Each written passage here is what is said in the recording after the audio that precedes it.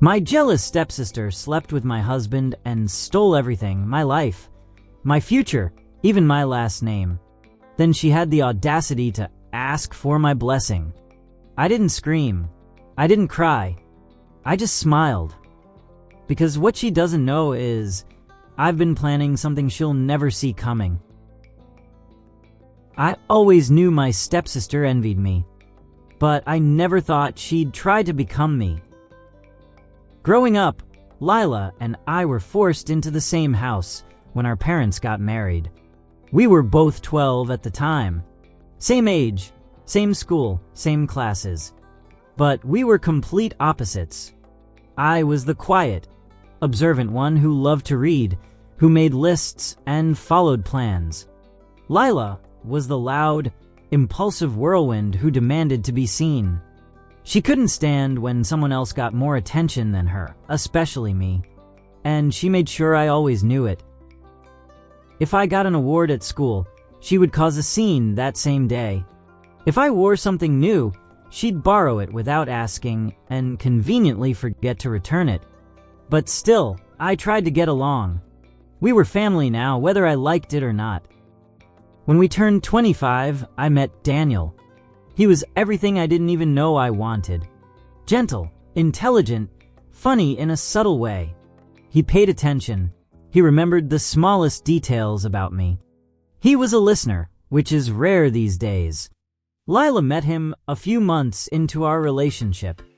I still remember how she smiled a little too long when she shook his hand, but I brushed it off. She flirted with everyone. That was just Lila. Daniel and I dated for 3 years before he proposed. He planned the entire thing with my mom and surprised me at my favorite park with a picnic and a handwritten letter. It was perfect. Lila was there for all the wedding planning. She offered to help with the dress, the guest list, the bachelorette party.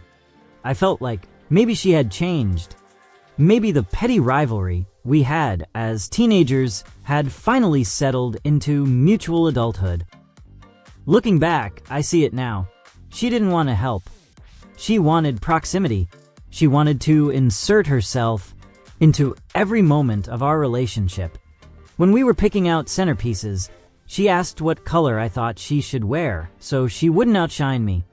When we were cake tasting, she kept joking about how lucky Daniel was to find someone so stable. It was subtle, but it chipped at me over time.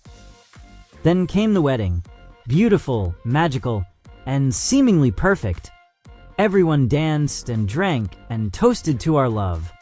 Even Lila, who raised a glass and called me the strongest woman she knew. 3 years later, I found out she was sleeping with Daniel. It started with small things.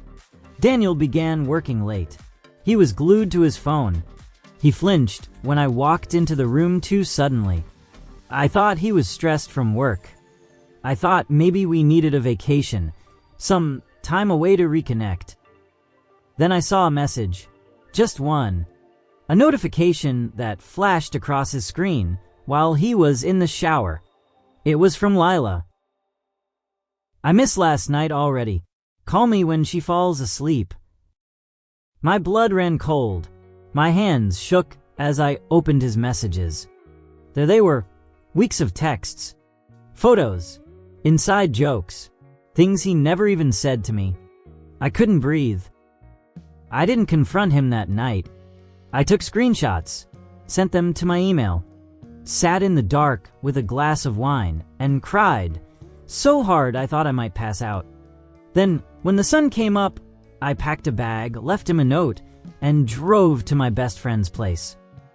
He called. He texted. He swore it meant nothing, that it was a moment of weakness, that Lila initiated it, that it only happened once. But I had the proof, the timestamps, the receipts, the truth. When I finally confronted Lila, her response nearly knocked the wind out of me. You never really made him happy. I saw it. Everyone saw it. He needed someone who understood him. Someone who wasn't so boring.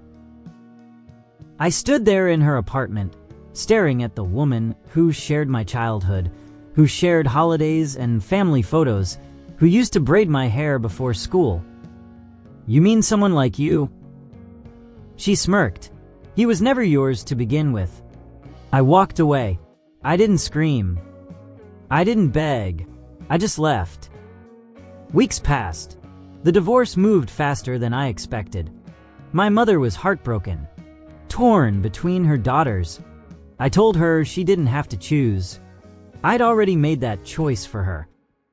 Then came the final twist. Lila announced their engagement 2 months after my divorce papers were signed, and she had the audacity to send me an invitation, not just as a guest. She wanted me to be her maid of honor. "I want us to heal," she said, "to move forward, to be a real family again." As if she hadn't gutted me, as if she hadn't stolen the man I loved and built a life with. She actually believed I would stand beside her as she walked down the aisle in a dress that looked suspiciously similar to mine. I told her no, of course. I told her if I ever saw her again, it would be too soon. She cried. She begged, said I was being childish, that I had already moved on. And you know what? She wasn't entirely wrong. I had started to move on, not with someone new, but with myself. I went back to school. I started a business. I traveled. I learned how to enjoy my own company again. I stopped looking over my shoulder. I stopped wondering what I did wrong. Because the truth is, I did everything right. They did everything wrong. A year later, I heard through mutual friends that Lila and Daniel were having problems. She didn't trust him. He kept texting other women. She accused him of cheating, and he accused her of being paranoid. The same cycle, starting all over again. You see, when you build a relationship on betrayal, it rots from the inside. There is no trust, no foundation, just fear, insecurity, shame. She messaged me again last month, said she missed me, that she wanted my blessing, that she finally understood the pain she caused. I didn't respond. She doesn't need my blessing. She needs to live with her choices. You don't get to steal someone's life and then ask them to clap for you. So I stayed silent, not because I'm angry, but because peace speaks louder than revenge ever could. And if there's one thing I know about Lila, it's that nothing drives her crazier than being ignored. She took everything she thought she wanted from me, but now she has to hold on to it. And that, in the end, is her real punishment.